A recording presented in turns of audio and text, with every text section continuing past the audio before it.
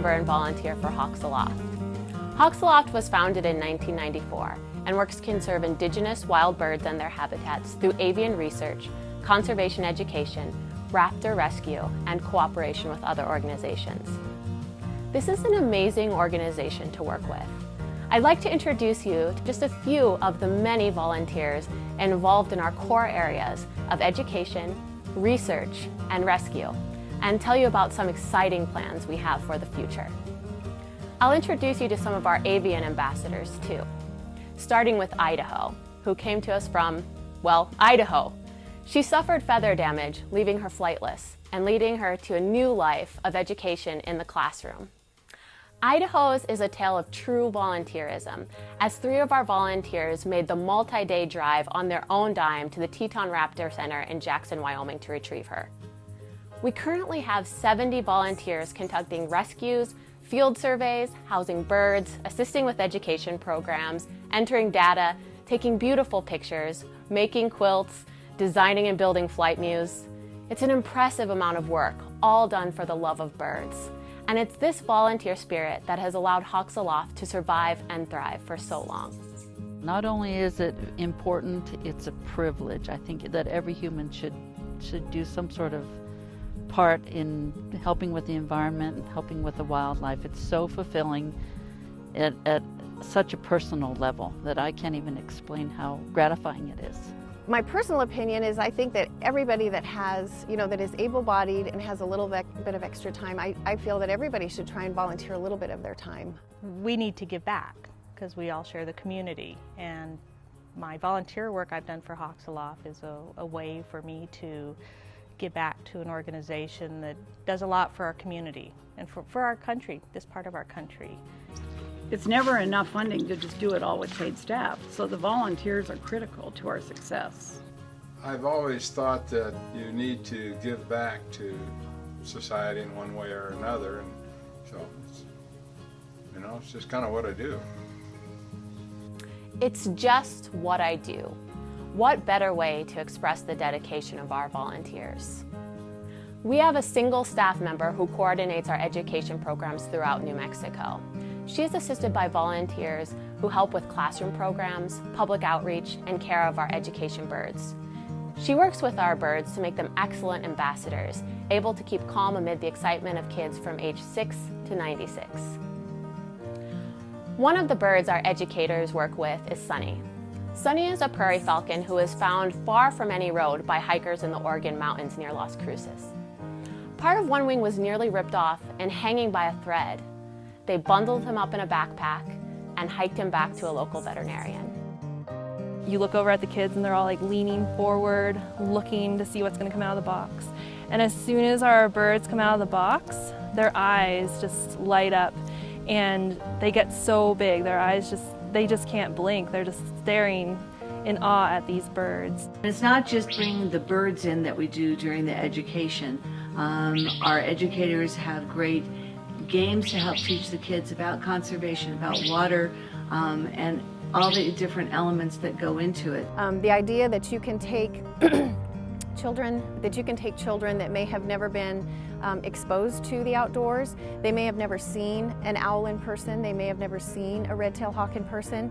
And as part of their educational experience, you can bring a live bird of prey to their school to sit in front of these children, where these children can ask endless questions. We always try to make learning fun for them. So all of our conservation issues that we talk about, like wildfire or watersheds, habitat fragmentation, which are pretty advanced concepts for a kid to wrap their head around. But we help them learn these ideas through play. I don't know that there is another organization that provides that service on a regular basis, especially in the schools. And we're doing beyond the schools as well. We're doing adult education, and that's just as important.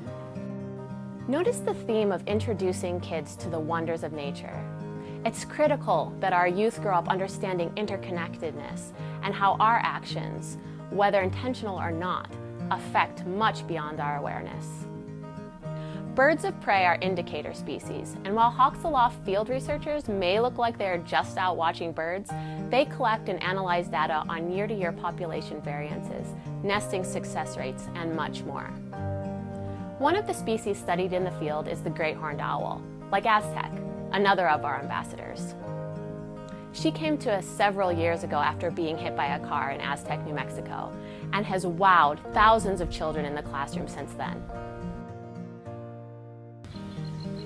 Citizen science has become quite important, and a number of organizations have realized the power of citizen science.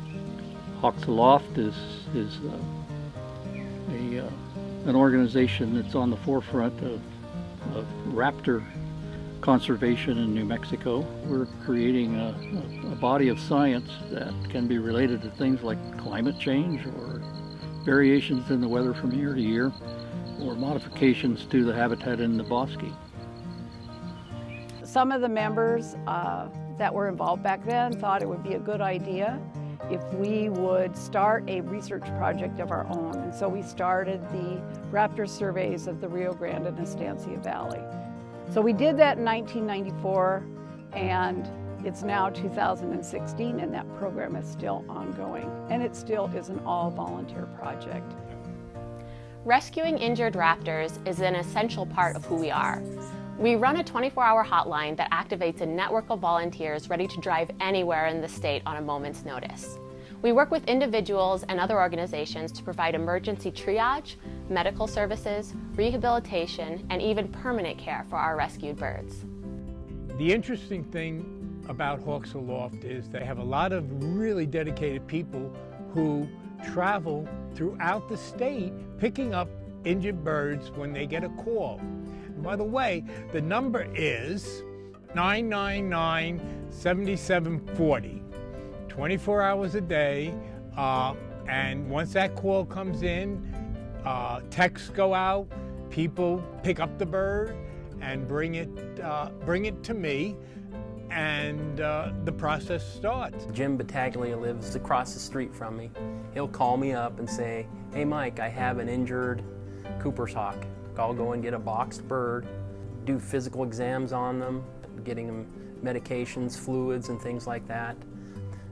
We x-ray them. If they have a fracture, then we take them down to our other facility and repair the fractures, and then send them back to Jim or to other personnel at Hawks Aloft, and they rehab them and get them back ready to release." Releasing a recovered bird back into the wild is an experience like no other. One of these successes is the case of this fledgling red-tailed hawk, rescued from sticky tar on a hot summer day. It would surely not have survived without intervention.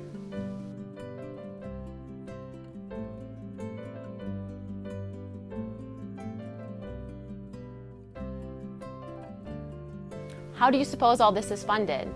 It's certainly not cost-free. And even though we constantly work on a shoestring budget, it is not necessarily cheap. Hawks Aloft is adept at taking contributions from individuals, whether it be time, money, resources, or in-kind donations, into improving the services that they provide for the birds and the education for the public.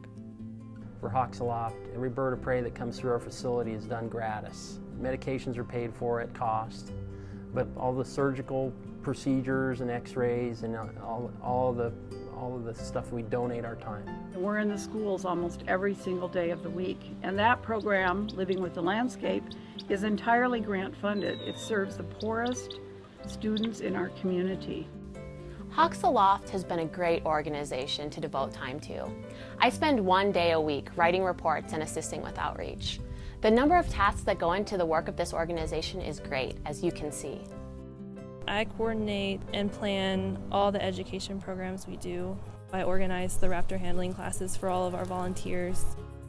Serving on the board of Hawks Aloft, I get to provide hopefully some expertise that I can bring to the table from a business perspective, organizational perspective, and do some campaigning to try to obtain donations and funding.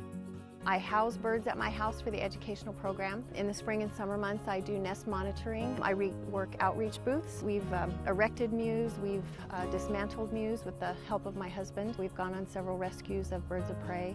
I've worked on the quilts. I facilitated 2 different workshops. I take care of it until it's hopefully releasable.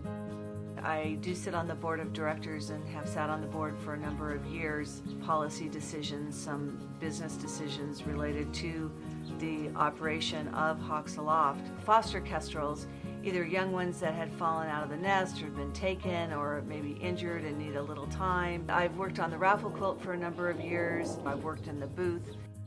Bird surveys and participate in the lake route on the Almendares Ranch. I back up if asked on any of the other survey routes.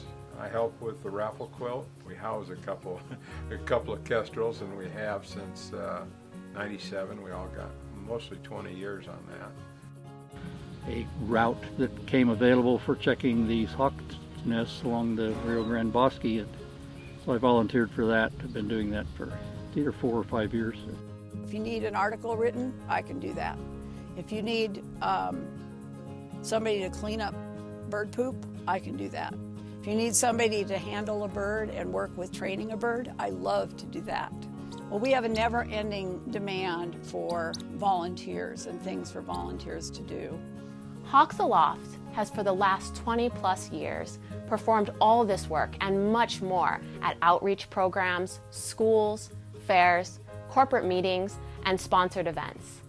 Now, with the guidance and diverse expertise of our board of directors, we are embarking on a bold new plan to bring many of our widespread resources into a single location called the New Mexico Center for Birds of Prey.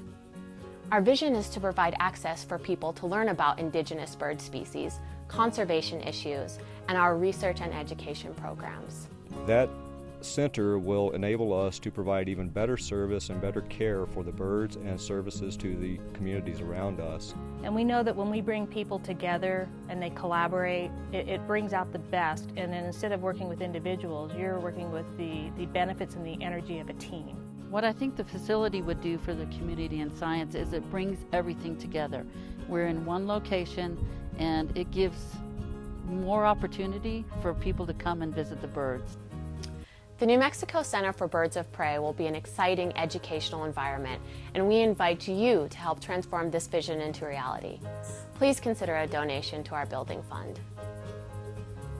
There are opportunities for you and your family too, and I encourage you to contact us at the number to the right or by email.